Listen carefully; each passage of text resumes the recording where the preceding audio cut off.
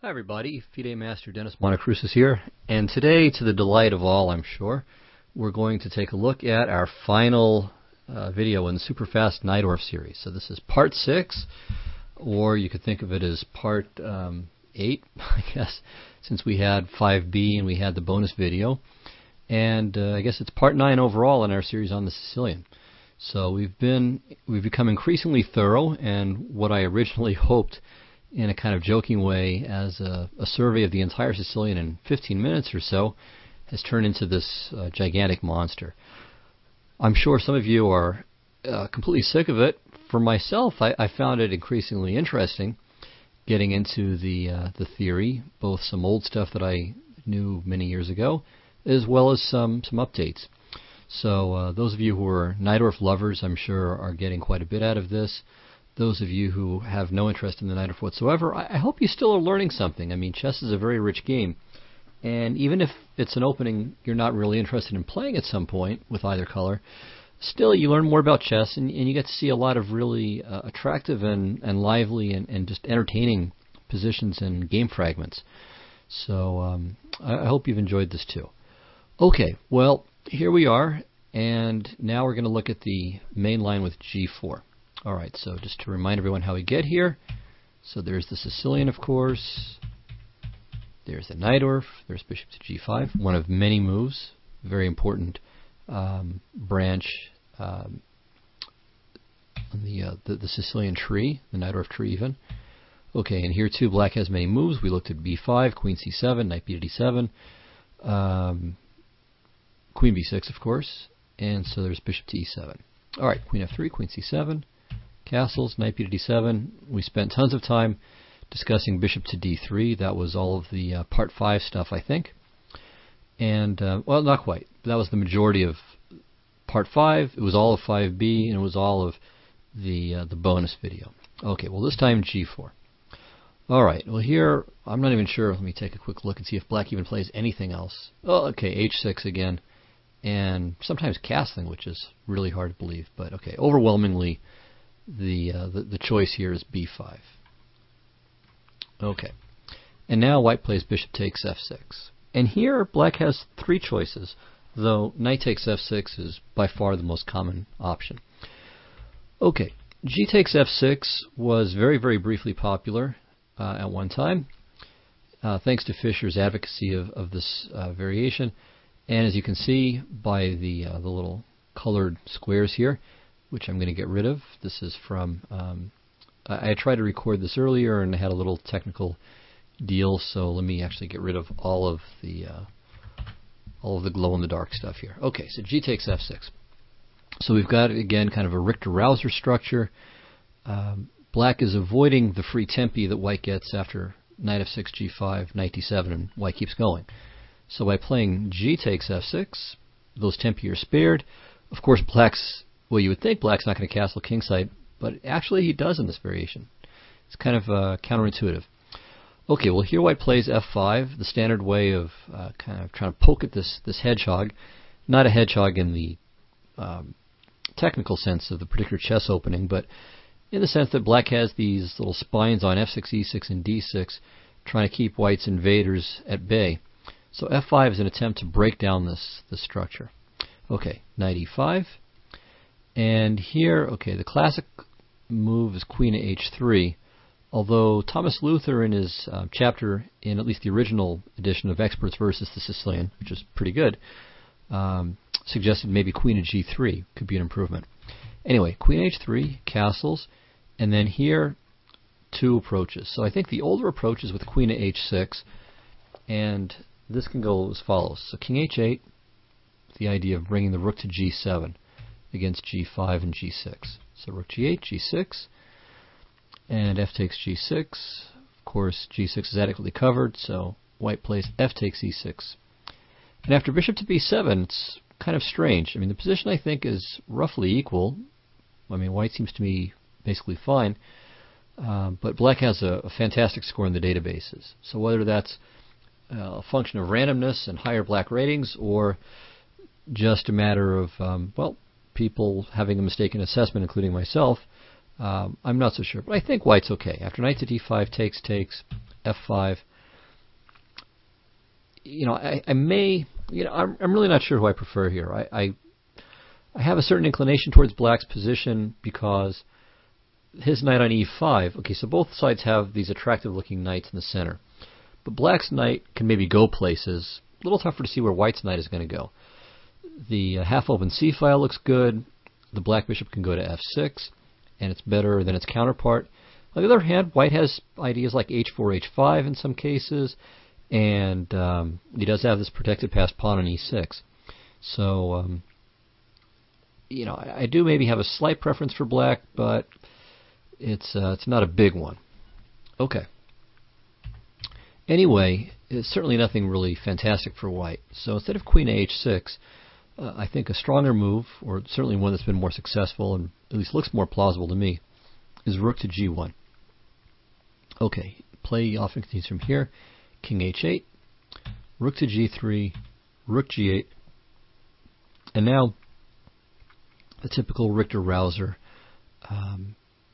idea. Of course, this isn't a Richter-Rauser, but when Black has this pawn structure here with these guys like this, one of White's major plans is again to just assail this, try to force one of these pawns to move or to capture, especially the e6 pawn, since if it goes, then White gets this beautiful square on d5 for a knight. So White plays knight c to e2 here with pretty nice pressure coming on the e6 pawn and the king side in general. So for instance, bishop d7, knight f4, rook a to c8, say king to b1, typical useful prophylactic move when you castle queenside, queen b7, and now a little novelty here for you, queen g2. And I think White is clearly better here. I mean, the pressure against e6 looks quite significant. And again, if Black takes on f5, the d5 square is just a wonderful asset for White. So g takes f6 is nothing I would really recommend, except maybe as a surprise weapon occasionally, but I think on the merits it's not really so great. Okay, a second line which is kind of interesting is bishop takes f6. Now, White can just play g5, and if Black plays bishop takes d4, I think White's a little bit better here. I mean, at least decent chances for an edge after maybe bishop b7, bishop h3, preparing at some convenient moment to play maybe f5. All right. So instead, Black would probably play bishop to e7, and then we've just transposed into the knight takes f6, g5, knight d7 position. However, bishop takes f6 has a little trappy aspect to it, which is that it invites bishop takes b5. And the idea is that if, for example, a takes b5, then knight d takes b5, queen b6, knight d6 check, king f8, and here, unlike the position I showed you guys in the bonus video, what I was considering playing in that speed game, here White can play e5. So there's no bishop on b7 messing that up. So we're attacking f6, we're attacking the rook on a8. Black has a little counterattack though, so rook to b8. But after b3, we're not only attacking the bishop on f6, that's obvious, but we're also threatening knight takes c8, followed by rook takes d7. So Black is forced to cough up the extra piece, takes, and White is up a pawn. So queen g3, and it looks like White is just winning. Better position, extra pawn. Black's king is, it's not really in safety. The rook on h8 is cut off. Black has some tactical problems to worry about on the diagonal. So this is great for White. So the question becomes, is bishop takes b5 just a refutation of this bishop takes f6 recapture? And the answer is that it's not. This is maybe a little bit of a trap. Black now plays rook to b8. And here, okay, it's not as nice for White as maybe he hoped at first. So Black has given up a pawn, it's true, but has the bishop here, two open lines for his major pieces on the queen side. As I said, the bishop pair still has the typical Sicilian advantages, strategically speaking, of the better center. So this is quite good for Black. So a typical play would be takes, say queen to d3, eyeing the d6 pawn, hoping to cause a little bit of angst for Black on that account. But all of the following moves, let's say queen to b6, lining up on b2 and protecting the d6 pawn, or queen to b7, which of course hits b2 again, but does so without protecting d6, but the idea is that it keeps an eye on e4. And then third is rook to b4. So we put the rook in front, attacking d4 as well as b2. And as I said, in all these cases, black has very good compensation for the pawn. So I would prefer to play g5 rather than bishop takes b5 against this. Okay, well anyway, let's turn to the main line. Knight takes f6, g5, knight to d7. Now here again we have a minor parting of the ways. Originally, I think, the move that was played was h4. And the idea is that, okay, white wants to play f5. All right, as we've said many, many times now, we want to break down the structure and either win the e-pawn or force it to move, in which case we get the d5 square. Okay, however, if you play f5 right now, the g-pawn drops. So for that reason, white started playing h4. This makes good sense. Well, black plays b4 now, kicking the knight away. Now bishop to b7, rook to c8. And you can see all of black's pieces are coming to very good squares. And this is completely fine for black. He does quite well in this position. And so white started trying to improve earlier. Let me check something real fast. Yeah, bishop b7, knight g3. Yeah, rook c8 is kind of a sideline, a little bit of a sideline. g6 is another important move here. Actually, quite a few moves have been played in this position. So all of these, I think, merit some attention. But the basic gist is that black is doing quite well.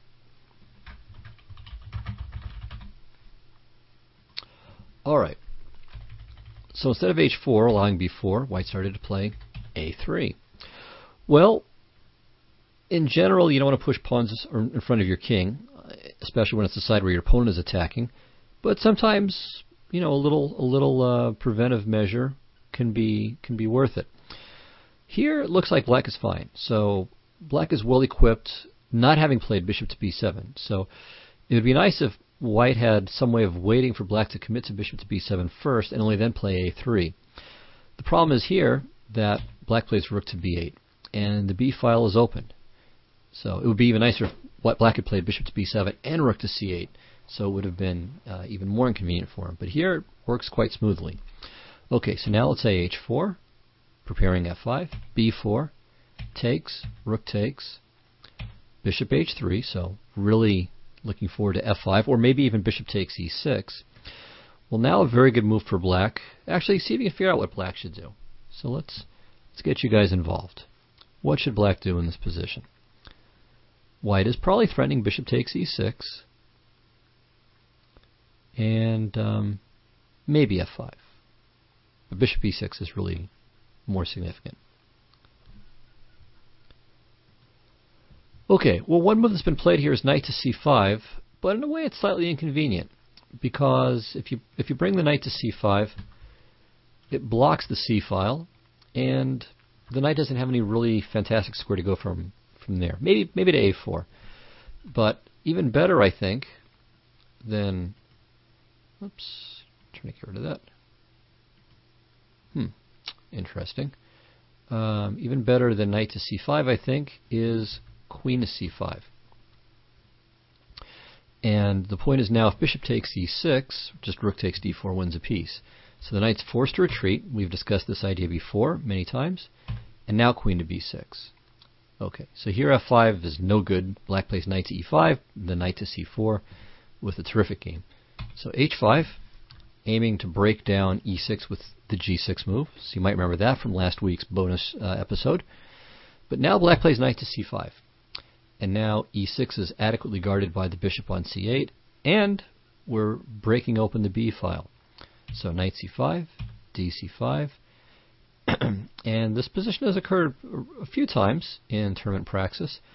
Actually, I think it was quite a few times, maybe 10, 20 times.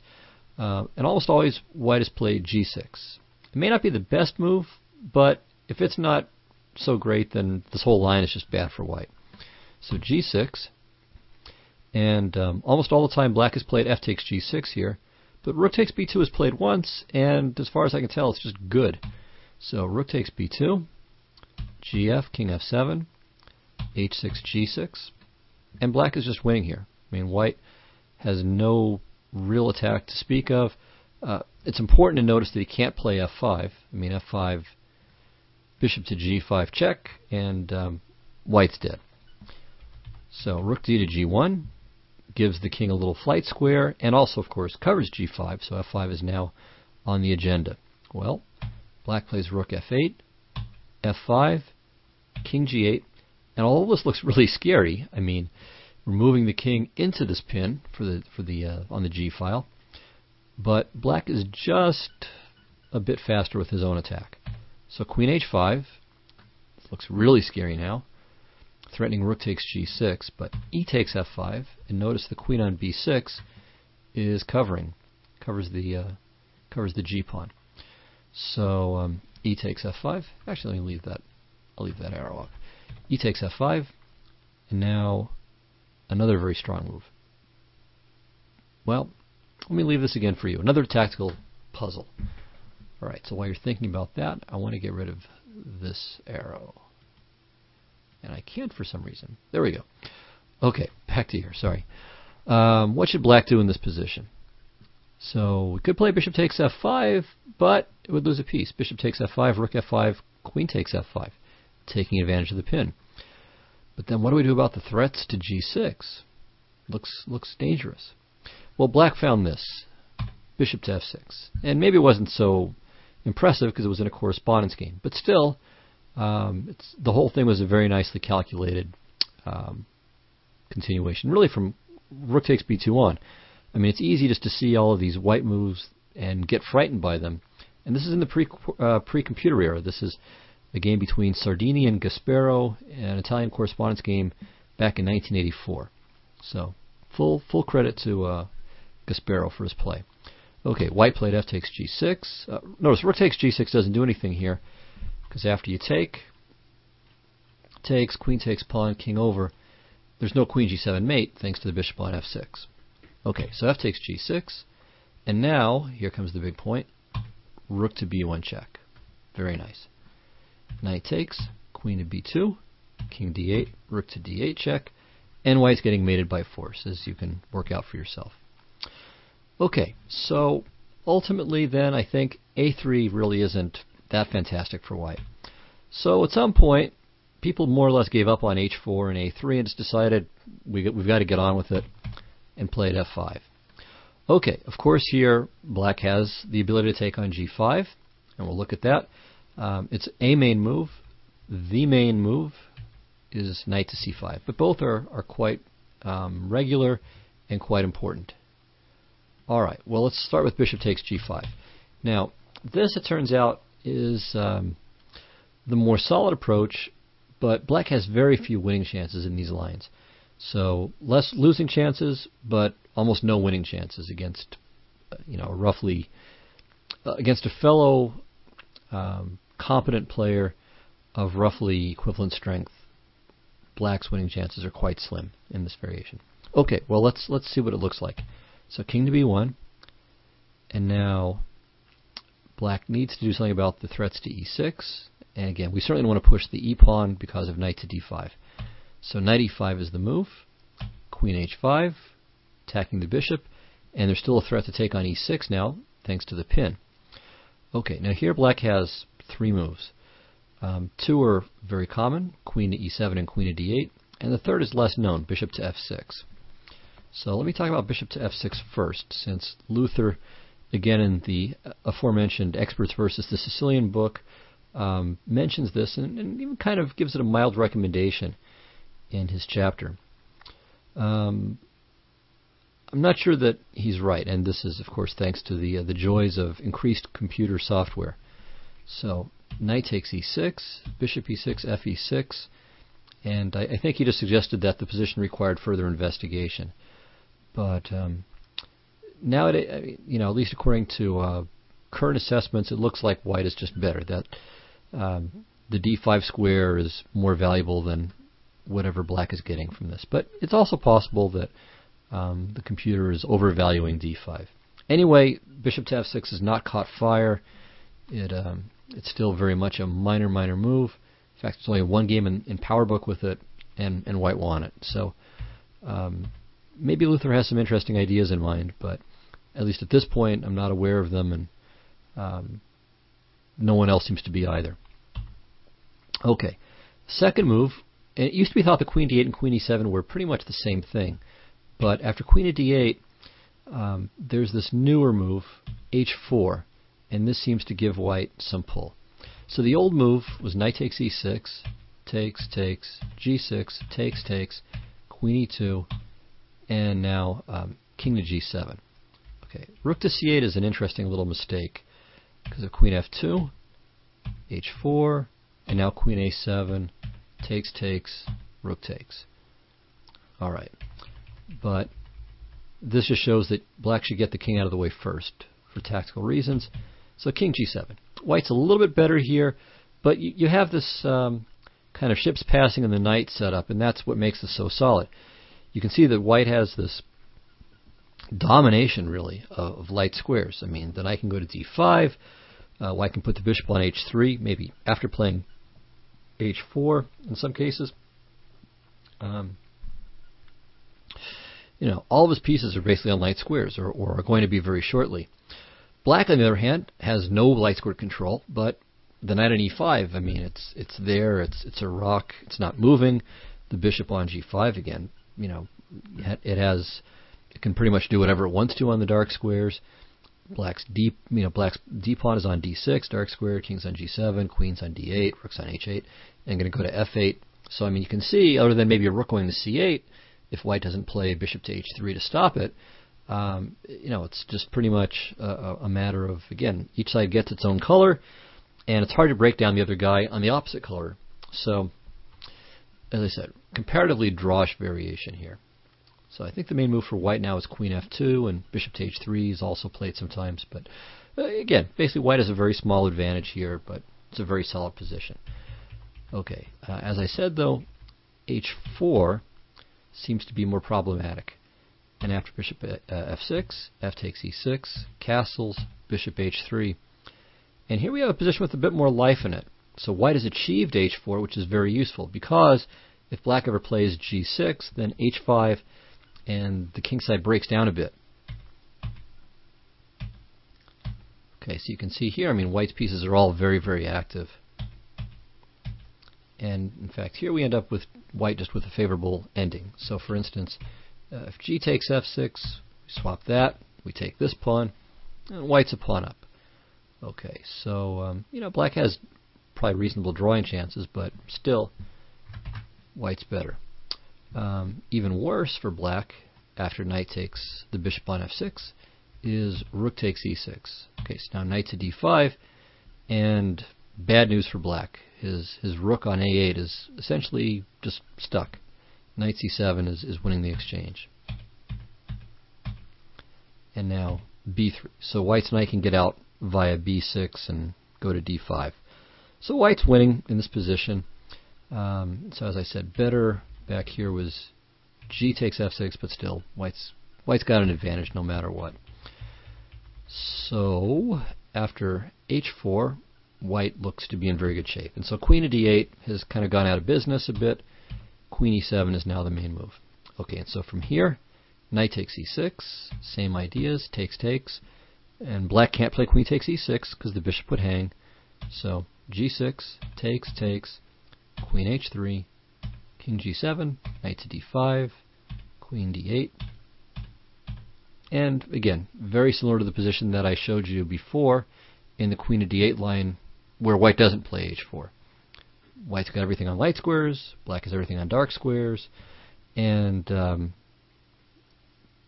it's hard to really go beyond that. So black wants to make sure again that he doesn't get killed with h4, h5 and a kingside attack. White, of course, will want to pay a little attention to the queen side as well and make sure that nothing bad happens with something like rook c8, knight c4, and some kind of build-up over there. But essentially, it's white having a small advantage, but in a very solid game. Okay, so that's f5, bishop takes g5. So at least we've seen that white doesn't necessarily need to play a move like h4 to protect the g-pawn, because even if black takes it, white is okay. He regains the pawn and can have a little pull. Okay, So black plays knight to c5 here, the other main move, and it'll be what we spend the most time on here. Okay, now again, white has played h4, trying to consolidate the pawn there. But this is, well, okay, there was one interesting attempt to rehabilitate this, but overall it seems like a fairly lame variation. So b4, and now, okay, for a while, knight c to e2 was played. Okay, and it turns out though that this doesn't lead anywhere good. So Walter Brown, in a tournament in, I think it's Gjolvik in 1984, came up with a fantastic novelty and none how to play brilliantly just to survive. And he slowly but surely held a difficult ending. So the refutation of this knight c to e2 variation was this: e5, knight b3, and okay, well, what do we do now? So see if you can figure out what black to play should do. You'll want to stop the recording for quite a while. I mean, this was a variation that was known for some years, and Brown just did a really great job of putting the hurt on it. But it was a very deep idea. Okay, well, here's how it goes. So he starts off with knight takes e4. Okay, at first this looks like a simple tactic, but it gets deeper. Queen e4, bishop e7. So we have a skewer, but white has rook to d5. Okay, now how does black ramp up the pressure on this rook? Not obvious at first sight. He plays rook to c8, threatens mate. Well, threatens bishop takes d5, queen d5, queen c2 mate. Okay, c3, and now quiet move, queen c4. Okay, well, this is a double attack on the rook, as well as, of course, an attack on the queen. So that means that if bishop to g2 here,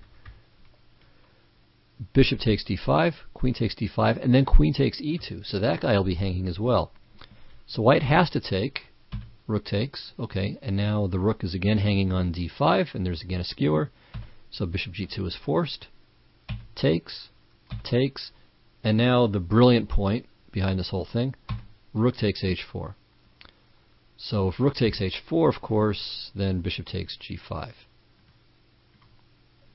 And it's check, and so the rook is going to fall. So white played rook to g1, pawn takes, knight takes, rook f4. All right, here black has a rook and two pawns for two knights, and white's kingside structure is looking a little bit dodgy. But white found a very nice way to resist. So first he played bishop to c6 check. After king f8, bishop e4. So he's making black take some time to get his kingside going, and Brown used this intelligently too. So he plays h5. And as I said, black is better here. White had to do quite a lot of suffering to save this game. And Brown's brilliant idea has put this variation out of business.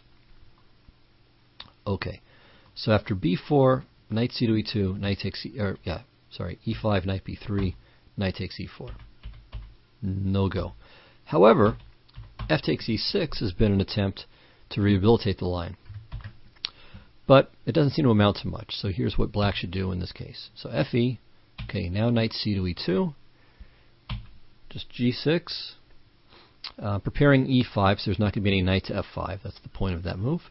Bishop h3, e5, knight b3, rook f8, queen e3.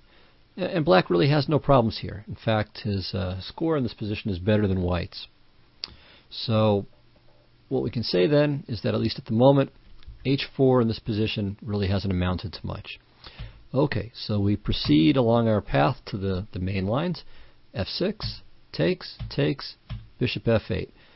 And now we have kind of a final parting of the historical ways. Again, once upon a time, people were worried about b4, and so they played a3. All right, so this makes some sense, but it looks as if rook to b8 is, again, the standard recipe of a reply.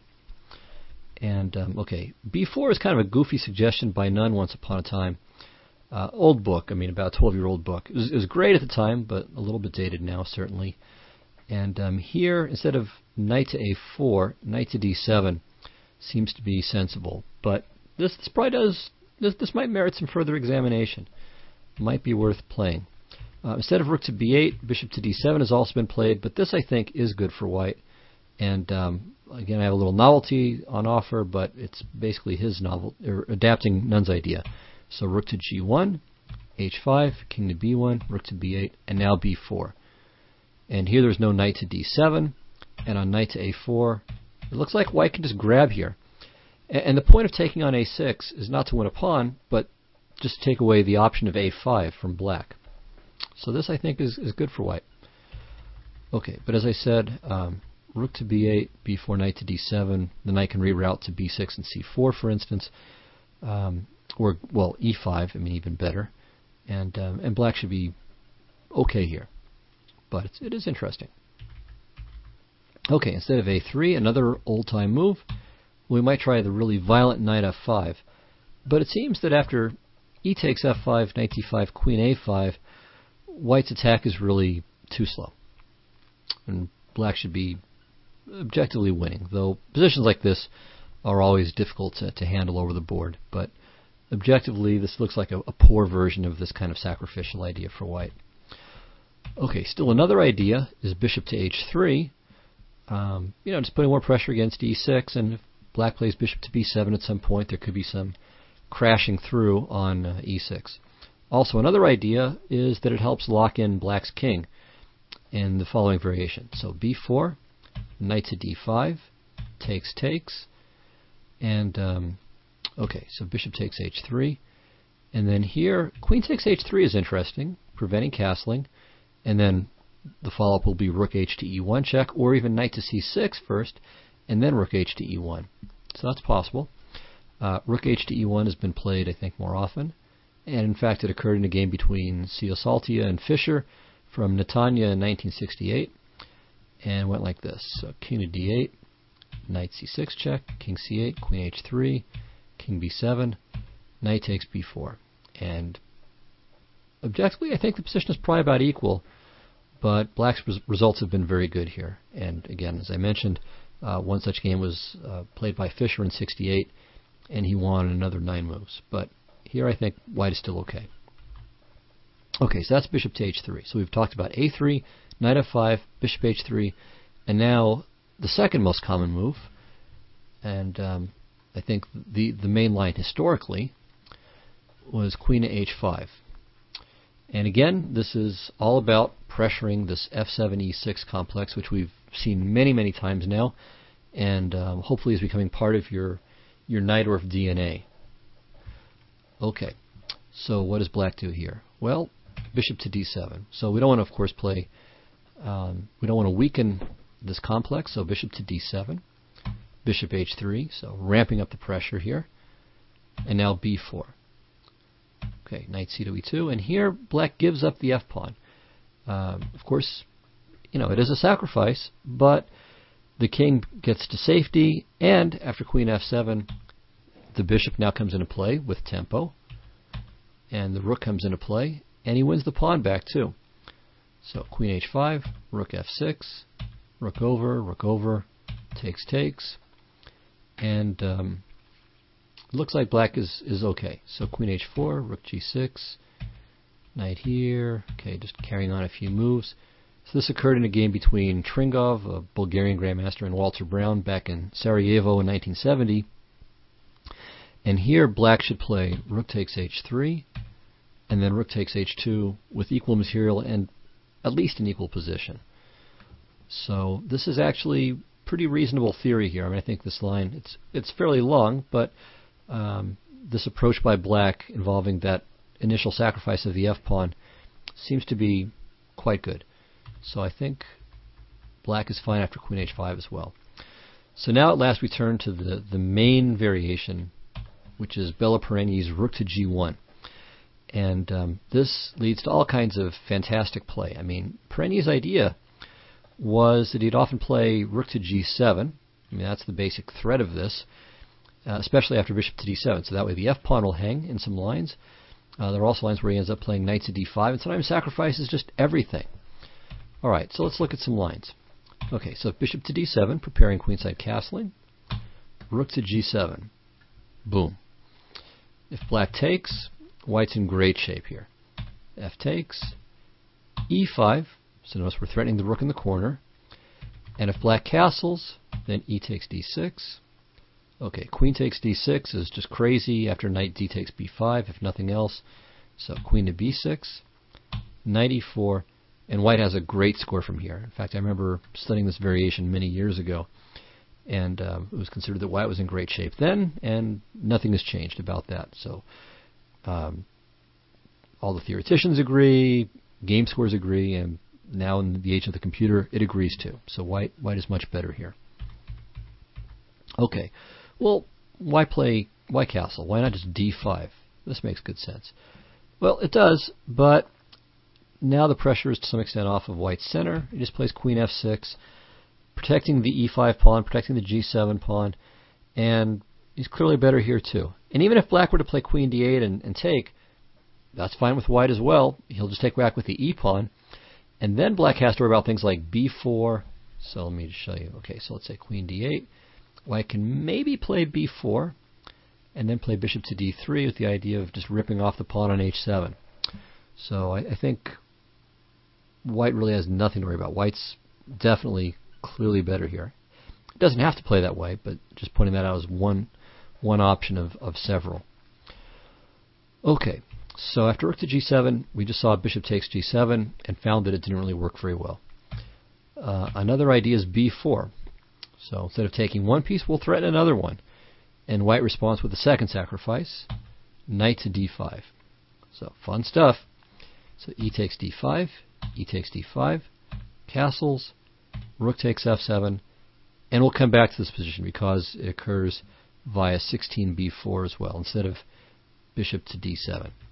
So I say move 16. You guys don't see the move numbers, but rook to g1 was move 16. So all this stuff, a3, knight f5, bishop h3, queen h5, and rook to g1, all move 16 options for white. So after rook to g1, black's 16th move options are bishop to d7, which we just looked at, and now b4, and then one more after this. Okay, so b4, knight to d5, takes, bishop d7, and now rook to g7. So in we jump. And now black has played a couple of moves. So one is to castle long, which looks certainly very appealing, and that'll transpose to what we were just looking at. But first, let's look at queen to a5. And this may seem all right too. So a couple of ideas. So defensively, it creates a flight square for the king to go to c7. All right. The second idea is that, of course, we're threatening here, threatening to take on a2. And the third idea is that in some lines where white plays rook to e1, later on, black will have b3, discovering an attack on the rook while also threatening b takes a2. Or, b takes c2 or queen takes a2 with check if the white king is moved over to b1. All right, well here, white now has a choice. One move is queen to e3 check, preventing castling, then rook takes f7. All right, black plays queen takes a2, knight e6 check, takes, and here that queen on a2, we see another function it has, queen takes e6. All right, this is all very scary stuff. Queen to b6 check, rook takes d7. Okay, if king takes d7, there's queen to b7, and white's going to take the rook on a8 with check. So queen takes d7, f7 check, king takes f7, queen f2, queen d4. So cute little tactic here. Now, if bishop to g7, then I think queen e4 check is about equal. So bishop e5, queen takes, queen a6. Okay, material's even. Black's king is slightly more exposed, so white's probably a touch better. But better is rook to a7, in my view. And after queen takes h8 to play queen g7. So we mate the queen, so to speak, and black's a pawn up. It's not serious. I mean, in fact, after queen takes g7, black either loses the d6 pawn or the a6 pawn. So this is just dead equal. But going back. Instead of queen to e3 check, much better is king to b1. And, okay, bishop takes g7, f g7, rook g8, and here another novelty for you, I think. Okay, This is a novelty. Queen f6. Okay, an obvious looking move, but still, no one had played it yet. So we're protecting g7, we're preventing castling, we're hitting the pawn on d6. Lots of good stuff. Okay, b3, preventing rook to e1 check. Knight takes b3. Knight takes b3. And now, which way should white recapture? So a little question for you guys. What's the best recapture for white?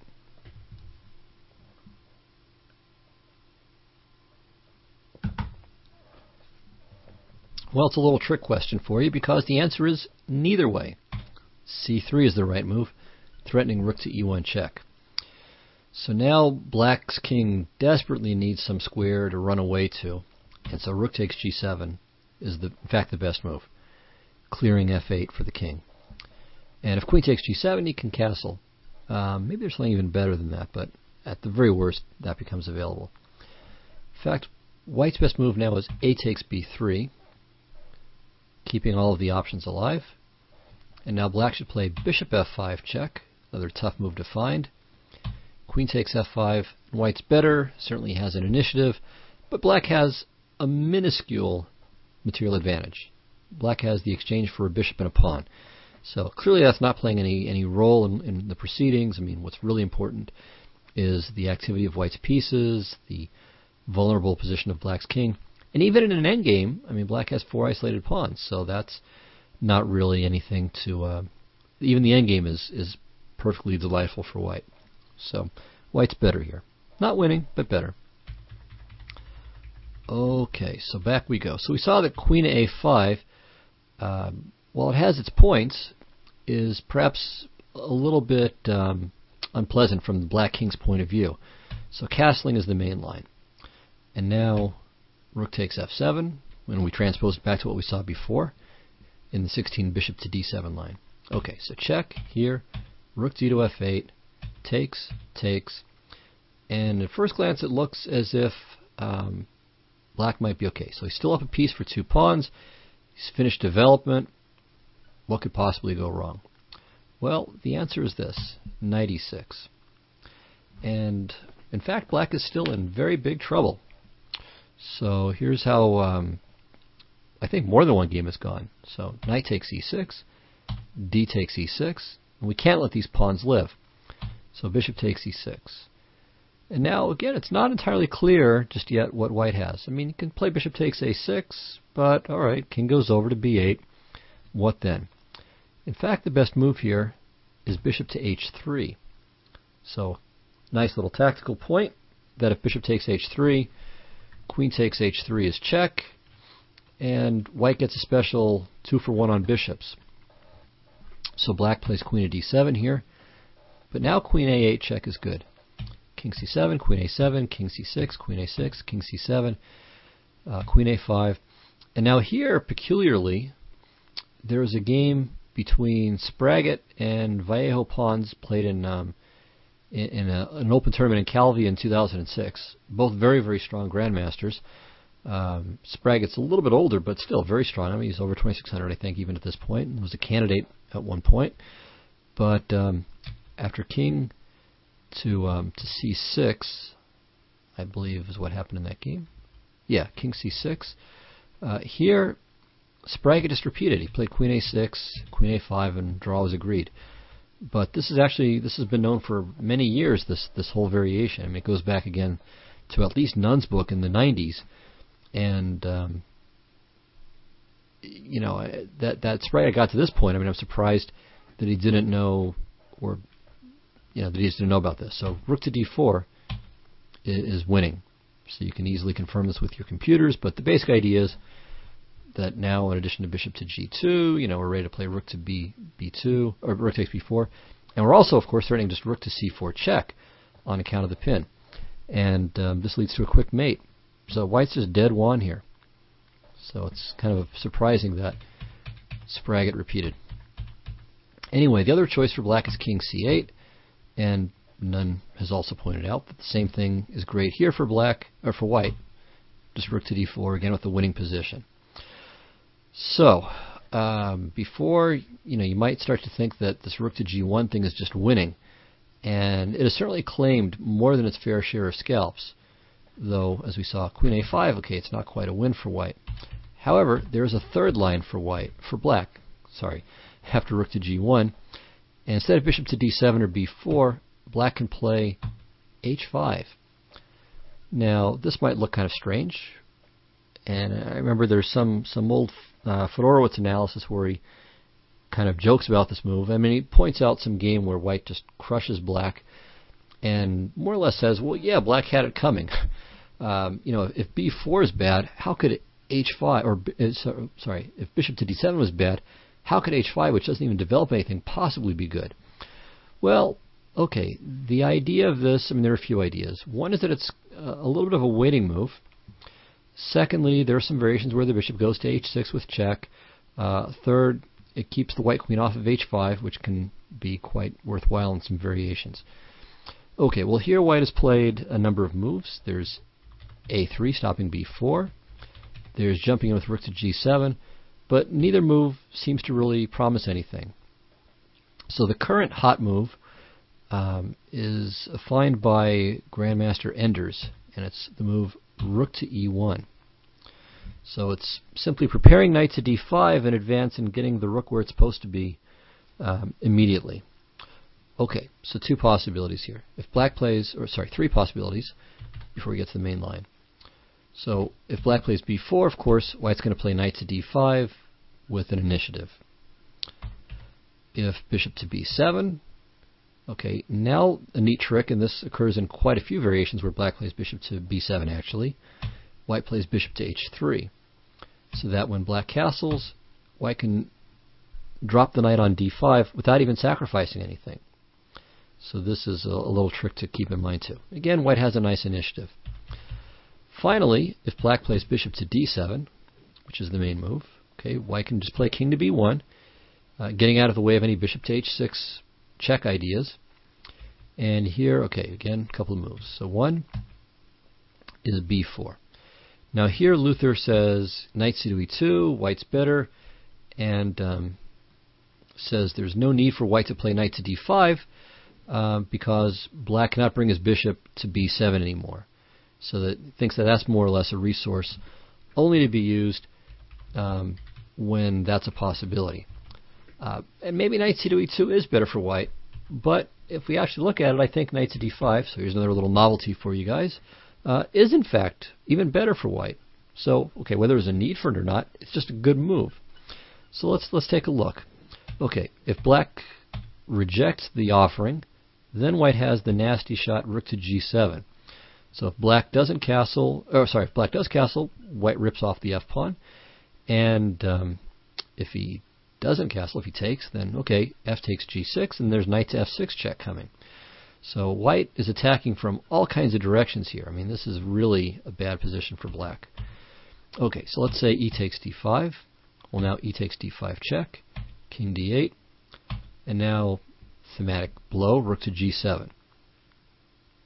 And white's idea when he plays this is to either take on f7 and then play knight e6, or to do things the other way around, knight e6 first, and then just play d takes e6 when it's captured. Okay, if bishop takes g7 here, then we take, and we play queen f7, white's winning. If he plays queen a5, with the idea of making clearance for the king, getting out of this 7th rank pinning stuff with knight to e6, fe, de, so the bishop can then move from d7, and also threatening b3 with the attack here, the attack here with the queen as well as the pawn, and discovering the attack on e1. So this looks quite good at first glance, but white has resources here too. Queen to e2. So this covers the rook on e1, and of course is lining up for little tricks on the e file. So for instance, if takes, takes. Now, is rook to e8 any good? So here's a 2-second problem for you. The answer is no, it's not. Just queen takes e8 wins, followed by queening. Okay, so king c7. If rook to g8, then what does white do? One possibility is just queen e7 and queen f7. Probably something better than that. I mean, it feels like there might be some tricks with knight c6 as well. So it looks like black's best is king c7. Just returning the material. Right here, material is dead even. But after rook to d1, the position is just much better for white, probably even winning. So black has still a somewhat bad king. The king, well, almost the whole pawn structure is in disarray for black. And white can just build up and continue an initiative. So this is not an easy position for black to play at all. So here after king to b1, b4 should perhaps be forsaken, and instead black should just castle away. And okay, now I think this is a reasonable position. Okay, one idea of king to b1 was to play rook to g5. Here I think I have a slight improvement for black over Luther's analysis. So here bishop to h6, rook h5, bishop to d2, trade rooks, rook e2, takes, and now e5. And here black is just very, very active. He's down a pawn, it's true, but all of his pieces are going to very good squares. And white's e4 pawn and h2 pawn are both a little bit vulnerable. And the f6 pawn may become vulnerable as well. So I think black is about equal here. However, I have one little improvement for white. Actually, I'm not sure if this is my move or this might be Luther's too. Just to play quiet a3. And white should have a small advantage here. Remember what we said about a3 before, that it's a nice move for white to make, but in those other positions, black could just conveniently play rook to b8 and b4. Well, here, that's clearly not happening. So this, I think, is okay for white. Everything's kind of under control. Black has avoided the most dangerous aspects of this variation as well. So it's just that white has a nice little advantage in space. And, you know, you could still look for tricks like rook to g7 at some point, and trying to pressure the structure. Also, rook to g5 is available. So anyway, this is the conclusion of this variation, and this also concludes our coverage of the Najdorf and even the Sicilian. The whole series is done. So it doesn't mean that we'll never discuss the Sicilian again in any way, but our series is at a close. So I thank you. I'm glad we did this. It was kind of interesting and I think instructive. I don't think I'm going to do a series like this again for a while, but all the same, I'm glad I did it. So thank you very much, everybody, and I'm sure those of you who don't like the Najdorf are also celebrating, so everyone's happy now. Finally, let me just throw in a quick plug for my blog, chessmind.powerblogs.com. So no W's, just http://chessmind.powerblogs.com. So take a look at that, and thanks a lot, everybody, and I'll see you next time. Bye-bye.